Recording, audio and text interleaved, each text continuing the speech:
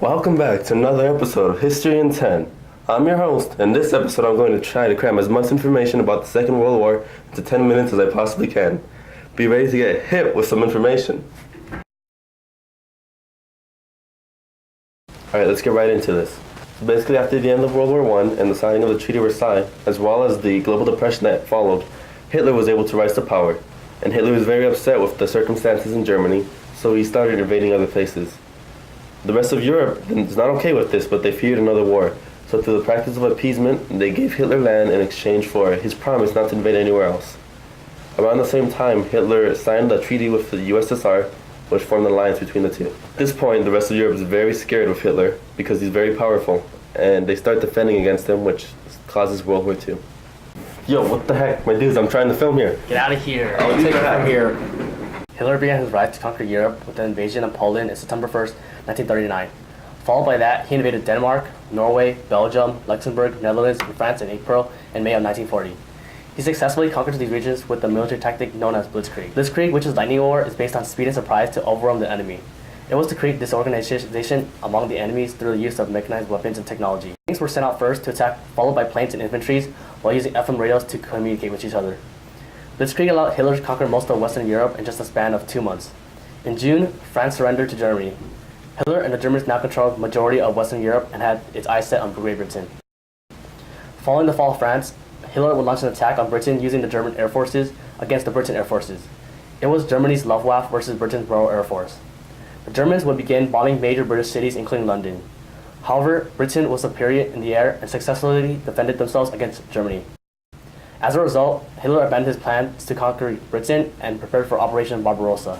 After the Battle of Britain, Hitler wondered, where can I go next? So on June 22nd, 1941, Hitler launched Operation Barbarossa, which started the battles in the Eastern Front. Hitler invaded the Soviet Union with 1 million infantrymen, 2,000 tanks, and 4,000 planes. Now that's an industrial might. In 1941, the Germans attacked 3 major cities in Russia: Moscow, Stalingrad, and Leningrad. In February 1942, Hitler surrendered Leningrad, but was unable to conquer it. During the siege, many of the Soviets in Leningrad died from starvation and illness. In the fall of 1942, Hitler was forced to retreat and help with the attack on Stalingrad. Let's see what happened with my dude Hitler in Stalingrad. As Hitler came across the Volga River, he met a lot of Soviet resistance as he tried to conquer Stalingrad. The Germans pressured Stalingrad, but Soviet resistance was able to withstand the German assault. In January of 1943, the Soviets were able to build up a strong enough army to launch a counterattack to break German lines, encircling them. And remember how Europeans hate General Winter? Yeah, General Winter kind of screwed over Hitler. So in 1943, Hitler was losing and he forced a retreat from Stalingrad.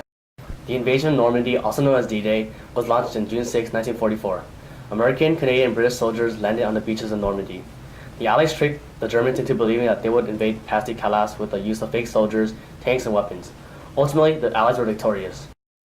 This battle was a major turning point of World War II since the Allies successfully liberated Western Europe from Germany's control.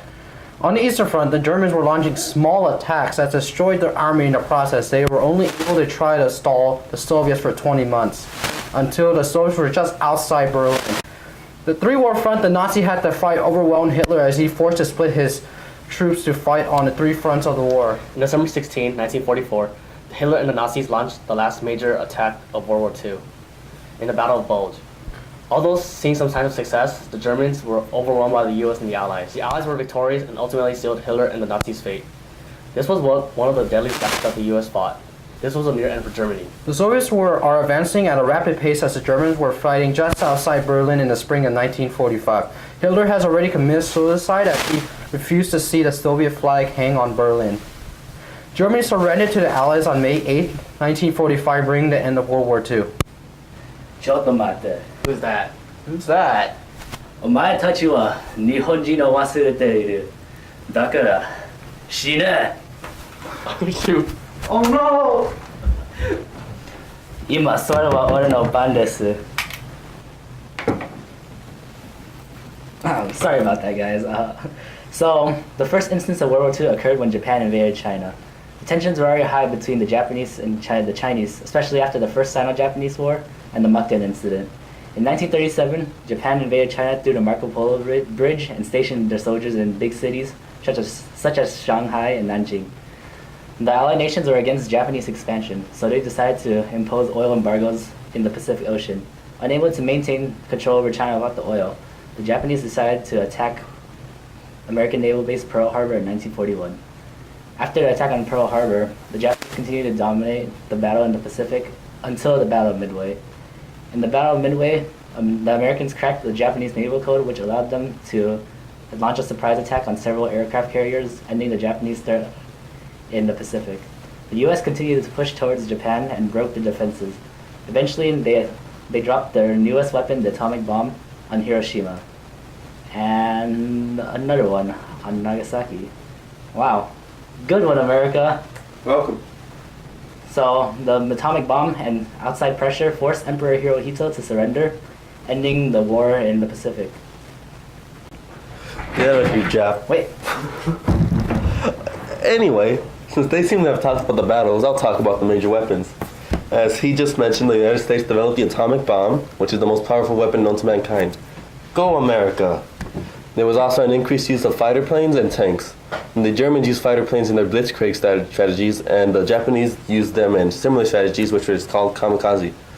There was also an improvement in tanks since World War I, which is why the Germans, the United States, and the rest of Europe used them. In terms of economy, it was a total war, much like World War I. There was a focus on destroying the economies of your opponents by basically focusing on your industry back at home. And whether we like to admit it or not, the Second World War helped the entire world to jump out of that global depression we were in. Now, I think I'm forgetting. Oh yeah, there's this crazy phenomenon that happened back at home where women were actually working since the men were all gone to war. And basically what happened is that it helped the women's rights movement gain momentum, and eventually women were able to gain equality. My turn, boy. Okay. Hitler had many nasty plans against the Jewish people. Hitler used the idea of anti-Semitism, that the Jews were to blame for the Germans' failure in the First World War. Hitler also wrote Mein Kampf after being imprisoned, which showed his hatred towards the Jews.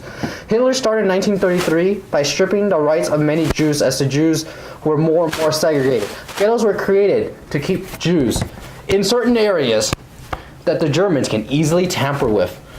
But the deadliest action Hitler did to the Jews was in 1941, when Hitler issued the final solution. Hitler's final solution has caused many deaths and creation of many labor concentration camps to exterminate large numbers of Jews. Many firing squads were used to help exterminate Jews in mass numbers, but the best yet was the use of cyanide gas that destroyed the lungs of many Jews. At the end of the war, Hitler had killed over 6 million Jews from 1941 to 1945. Special shout out to handicapped Germans, Gypsies, homosexuals, Slavs, communists, and Germans that were accused of treason for being executed by the Nazis. In conclusion, we can all blame the French for the start of World War II. They were the one who provoked Hitler to rise to power. The Treaty of Versailles angered Hitler, the crazy mustache motto, to blame the French, since Hitler's perspective of the French was negative from World War I. Hey, it wasn't the French fault. It was Hitler's fault for invading various European countries. He controlled the majority of Europe, including France, but he failed to conquer Britain. Luckily, Hitler and the Germans would see the cloud of power after the invasion of Normandy and then the Battle of Bulge. Your friend Britain didn't have the balls to fight on the Nazis on land. So Hitler decided to take the fighting somewhere else. Your friend Britain was a waste of time. That is why Hitler launched Operation Barbarossa on Russia. And General Whitman quickly stopped Hitler's invasion, ultimately causing Hitler to lose World War II. Anyways, it's the Japanese fault when they invaded Manchuria in 1931. Hey, なぜお前たちは戦争のために日本を攻めているですか? It was the Japanese trying to unite East Asia. Just because they took some lives doesn't mean they're bad. But you know, unlike the US, they just come in and they're like, hey, stop that. So the Japanese were like, no, you stop that. And so the Japanese tried stopping the US from stopping them. And then the US decided to drop the nuke. Whoa, hold up. Regardless of who won the war, one thing is certain. World War II brought about major technological advancements. It helped jump the entire world out of the global economy, and, oh yeah, that's right. Women also were able to gain rights because of it. 2, 1. Anyways, thanks for watching this week's episode of History in 10. We hope you got hit with some information. Have a blast. Oh god. Wait, we did the time.